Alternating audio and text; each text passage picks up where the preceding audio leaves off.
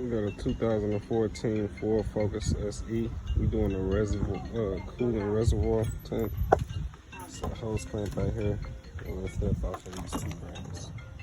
And we got another clamp here. Just squeeze these tabs, disconnect it. Got these. Take the cap for the new one. It's easy peasy, really.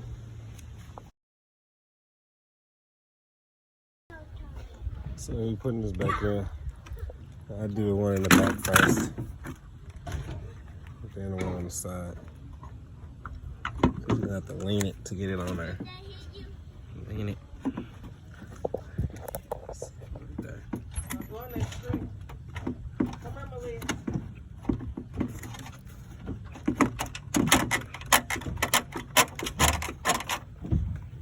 Get that one down. To the side. Zip tie off. Push this one down. And attach your hose. Make sure you put your clamp on this hose.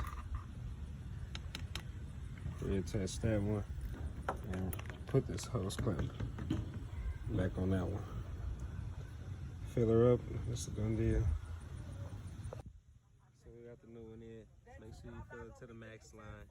Get that tighten that clamp. Make sure that clamp on. Good to go.